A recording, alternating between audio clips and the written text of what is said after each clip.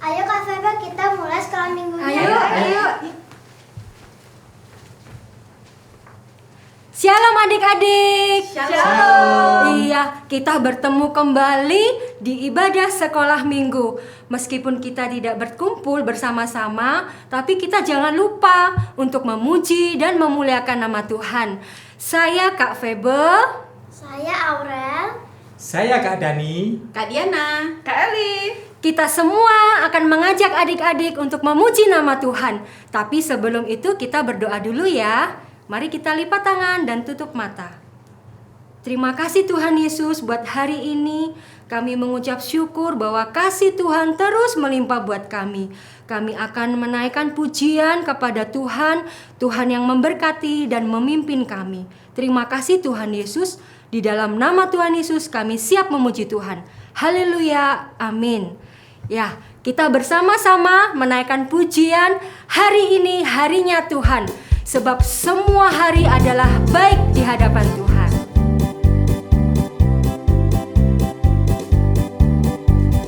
Hari ini harinya Tuhan, harinya Tuhan. Mari kita bersukaria, bersukaria. Hari ini harinya Tuhan. Mari kita bersukaria. Hari ini harinya Tuhan. Nah, kita naikkan pujian ini sekali lagi dengan menyebutkan nama-nama hari.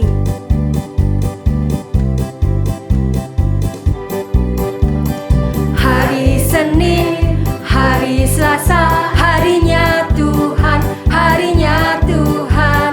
Hari Rabu, hari Kamis, harinya Tuhan, harinya Tuhan. Hari Jumat, harinya Tuhan.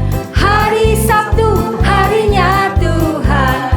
Hari Minggu, semua harinya Tuhan.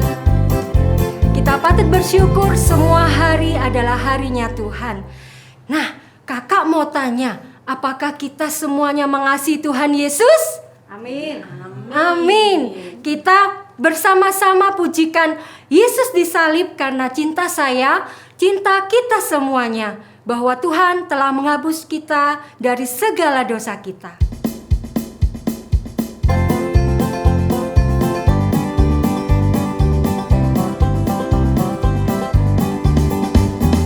Yesus disalib karena cinta saya, cinta saya, cinta saya. Yesus disalib karena cinta saya, dosa dihapuskan. Nah, kita naikkan pujian ini sekali lagi, tapi kita tunjuk papa, mama, dan saudara kita.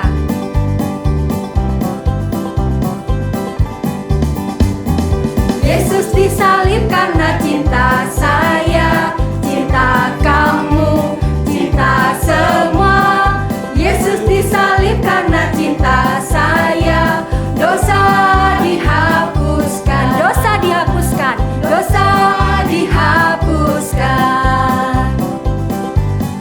Ya, sebentar lagi kita akan mendengarkan firman Tuhan. Kita mau mengatakan bahwa kita mengasihi Tuhan dengan segenap hati. Kita mau memuji nama Tuhan. Aku mengasihi Engkau Yesus.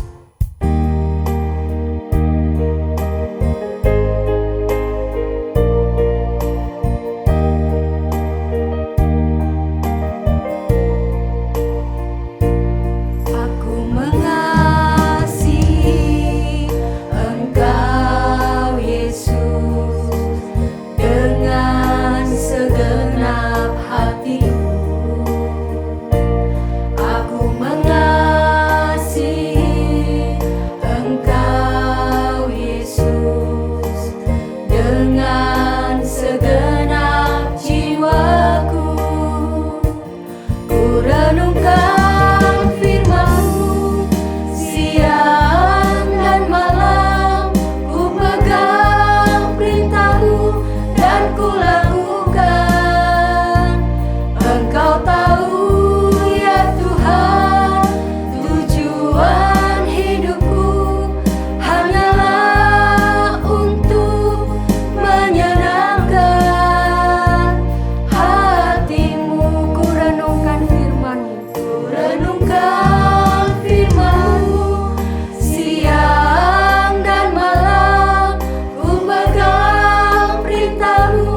dan ku lakukan. Engkau tahu ya Tuhan, tujuan hidupku hanyalah untuk menyenangkan hatimu.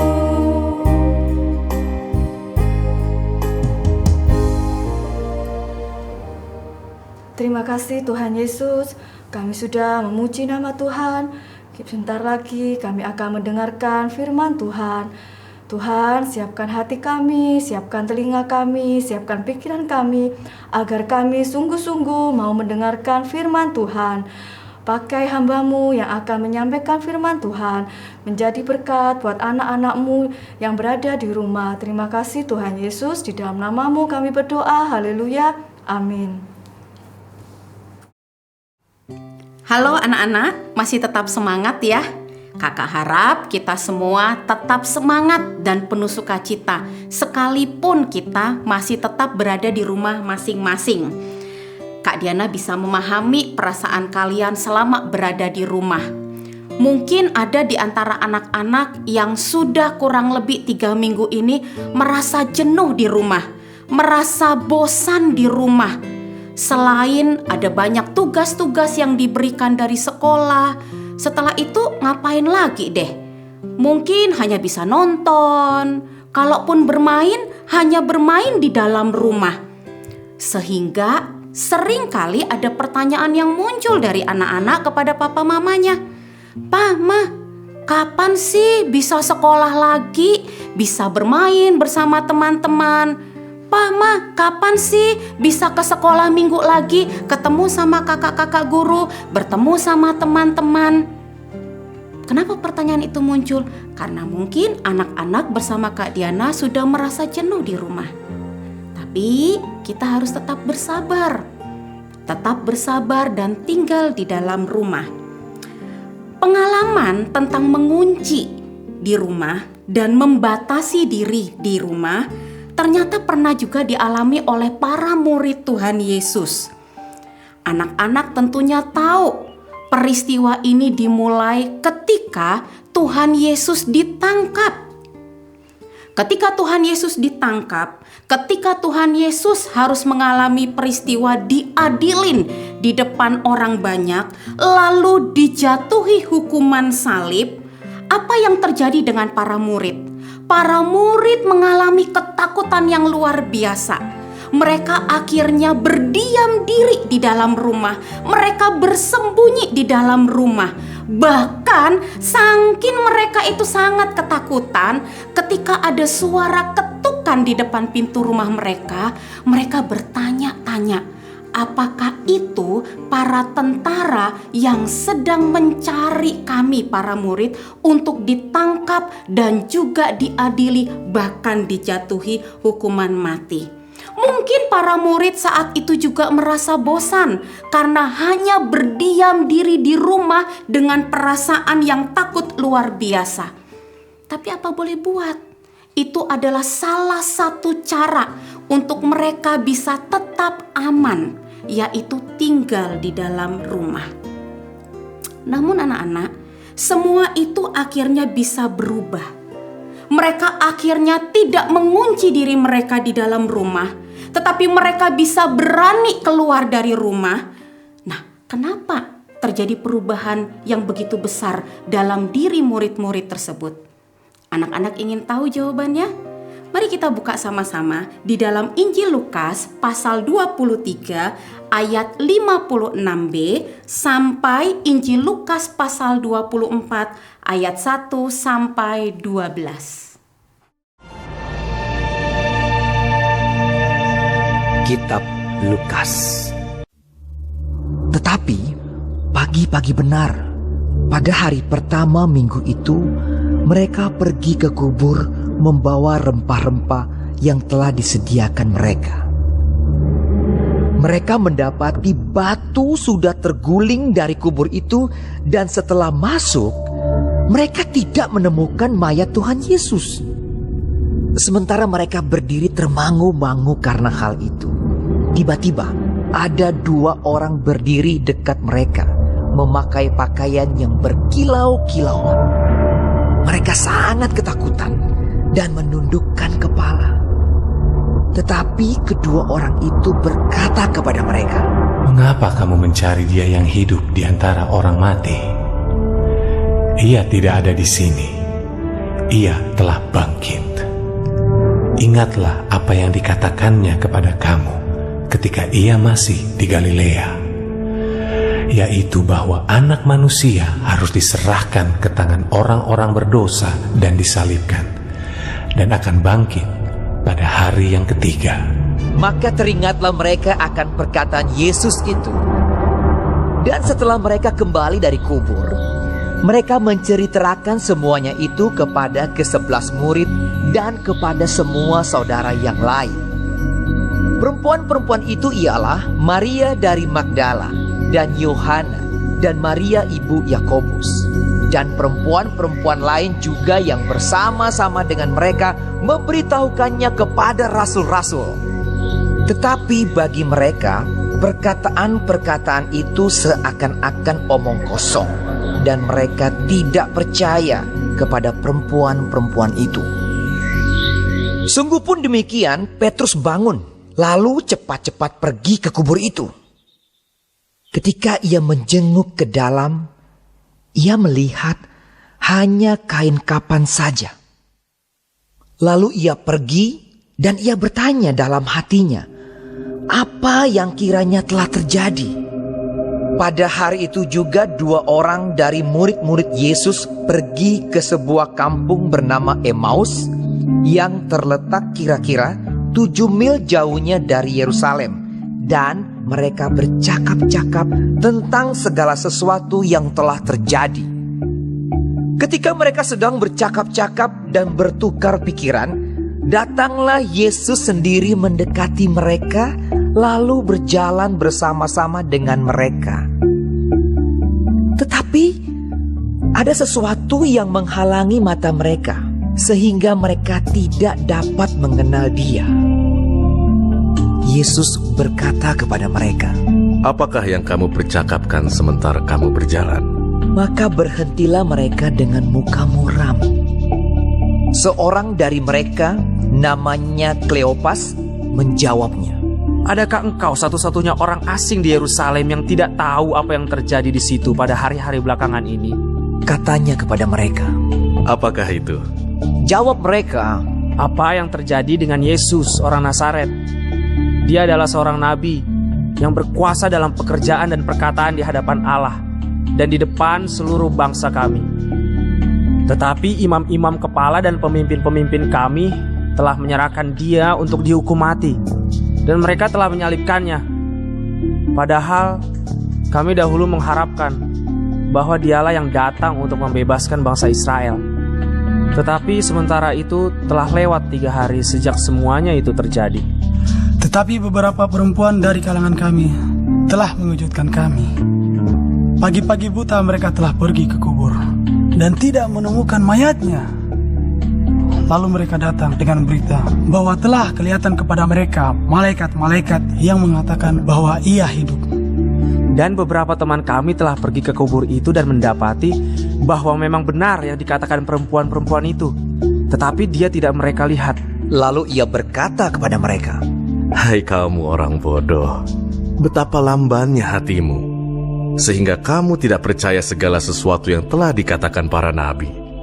Bukankah Mesias harus menderita semuanya itu untuk masuk ke dalam kemuliaannya?" Lalu ia menjelaskan kepada mereka apa yang tertulis tentang Dia dalam seluruh kitab suci, mulai dari kitab-kitab Musa dan segala kitab nabi-nabi.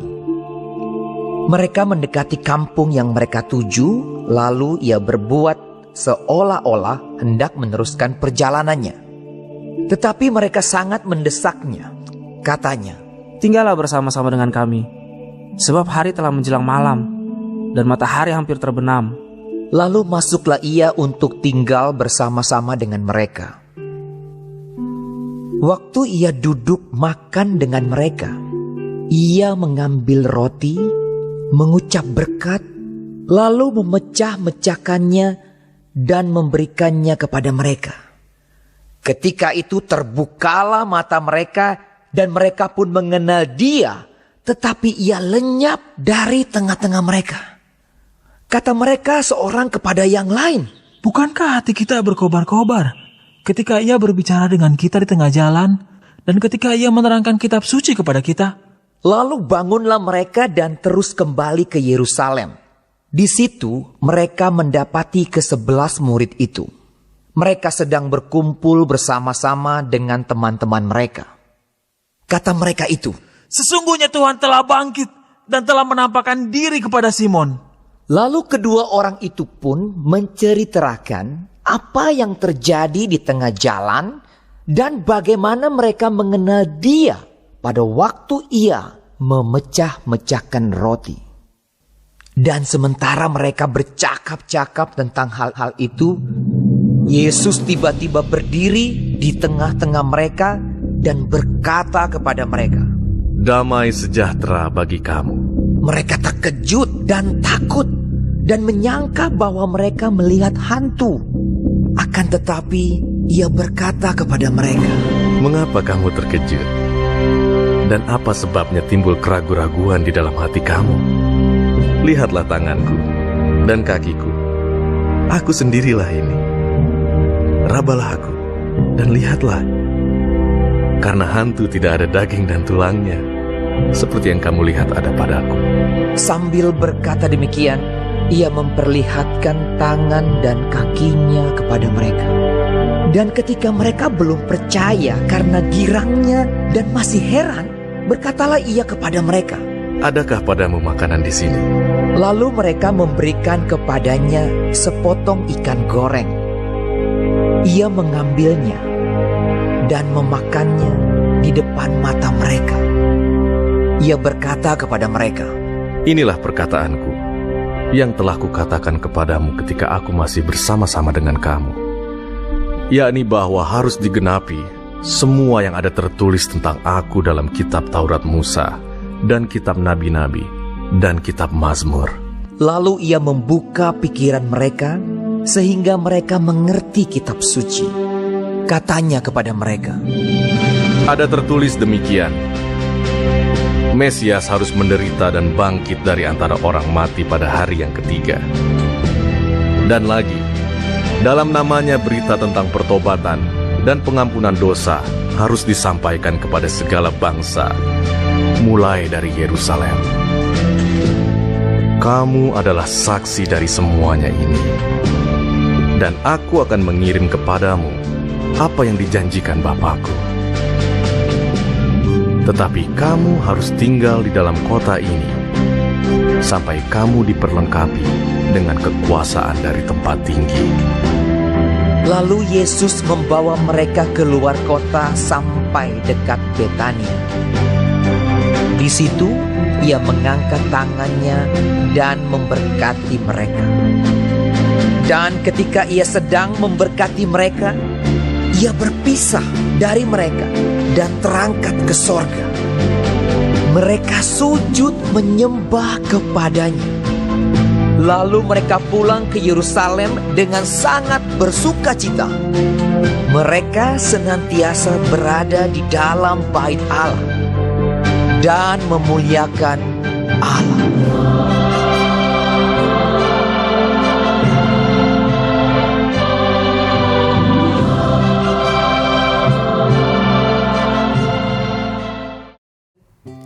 Anak-anak, ternyata peristiwa kebangkitan Tuhanlah yang mengubah semuanya. Ketakutan itu telah berubah menjadi sebuah keberanian. Kekhawatiran itu telah berubah menjadi sebuah semangat. Sikap yang tadinya begitu pesimis, sekarang menjadi sikap yang sangat optimis. Wow, sangat keren bukan? Ternyata kebangkitan Kristus telah memberikan sebuah pengharapan yang baru bagi seluruh para murid-murid Tuhan Yesus pada waktu itu. Mereka telah menjadi pribadi yang baru. Karena mereka menjadi pribadi yang baru, mereka akhirnya menemukan sebuah pengharapan yang baru. Situasi dan lingkungan mereka memang tidak berubah, anak-anak. tetapi mereka telah mengubah cara pandang mereka. Mereka menjadi orang-orang yang bersemangat dan penuh pengharapan. Anak-anak, hari ini kita merayakan Paskah, peristiwa di mana Tuhan Yesus telah bangkit dari kematian. Sebagai anak-anak Tuhan, biarlah kebangkitan Kristus juga membangkitkan harapan yang baru bagi Kak Diana dan juga semua anak-anak yang ada di rumah. Situasi di luar mungkin belum berubah. Virus corona mungkin masih terjadi. Tetapi biarlah situasi ini tidak membuat semangat Kak Diana dan anak-anak yang ada di rumah menjadi patah semangat dan kehilangan pengharapan. Biarlah kebangkitan Tuhan Yesus ini memberikan semangat dan pengharapan yang baru buat kita. Sehingga semua peristiwa ini akhirnya akan berlalu. Karena itu anak-anak yang dikasihi Tuhan, mari kita bersama-sama berdoa bersama-sama untuk kita bisa melewati situasi ini. Karena di dalam Tuhan yang bangkit ada semangat dan pengharapan yang baru. Kak Diana mau mengajak kita bersama-sama berdoa. Biarlah lewat doa kita Tuhan akan mendengar dan menjawabnya. Ada harapan baru yang Tuhan sediakan bagi kita. Mari kita berdoa. Tuhan, terima kasih untuk firman Tuhan yang mengingatkan kami. Bagaimana pengalaman para murid-muridnya diawali dengan kehidupan yang penuh rasa takut. Namun peristiwa kebangkitan Tuhan membangunkan harapan yang besar dalam diri mereka. Mereka akhirnya keluar dan dengan semangat yang luar biasa. Mereka menjalani hidup mereka dengan luar biasa, menyaksikan akan peristiwa kebangkitan Tuhan dalam hidup mereka yang belum mengenal Tuhan. Saat ini Tuhan, kami bersama-sama anak-anak-Mu di rumah masing-masing merayakan akan peristiwa kebangkitan Tuhan. Sekalipun kami beribadah di rumah masing-masing, biarlah semangat dan pengharapan kami tidak pupus. Kami dibangunkan semangat dan pengharapan yang baru. Kami berdoa untuk situasi kami Tuhan. Pakai anak-anak-Mu untuk sehati berdoa bersama-sama. Memohon belas kasihan Tuhan agar Tuhan boleh memulihkan kondisi bangsa kami yang saat ini sedang menghadapi situasi virus corona. Kami percayakan mereka yang saat ini berduka.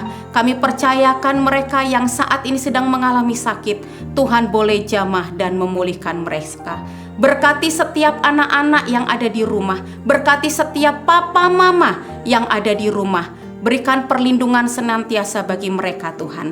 Terima kasih, kami yakin dan percaya dengan waktunya Tuhan kami bisa berkumpul kembali di sekolah minggu ini untuk bersama-sama memuji dan meninggikan nama Tuhan.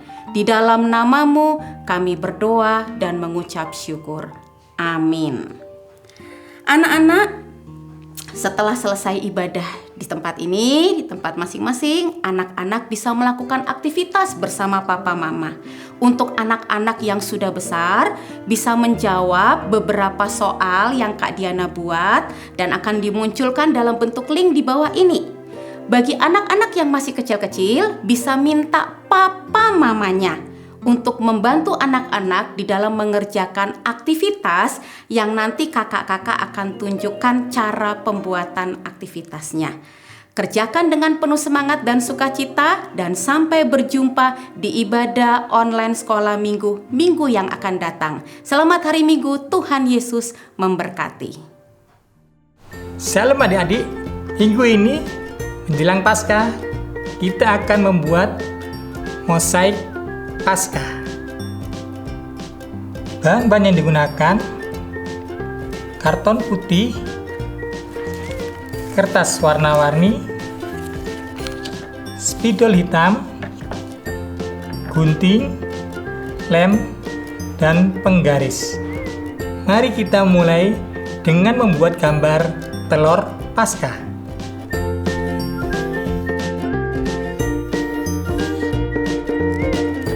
Kemudian kita gunting.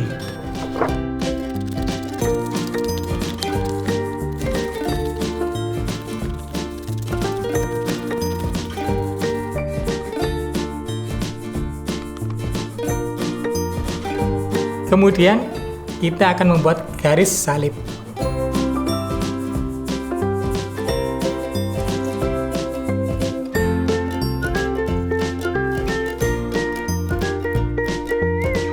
Sekarang kita membuat mosaiknya dari kertas warna-warni.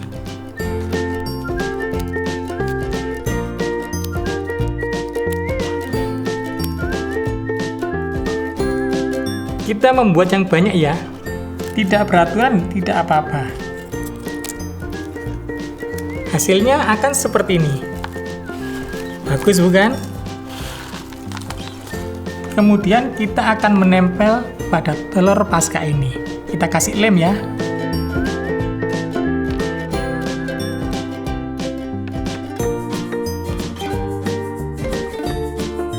Kita acak warnanya. Terus ya kita tempel ya. Bagus ya. Mosaiknya mau jadi. Yuk tempel terus yuk.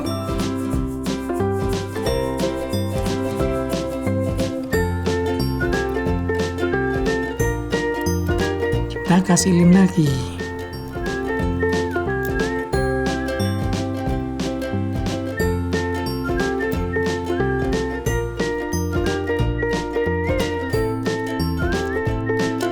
Selesai, kita rapikan ya.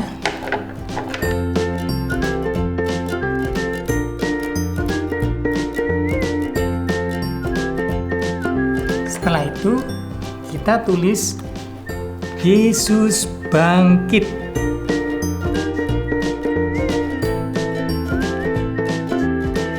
Selesai.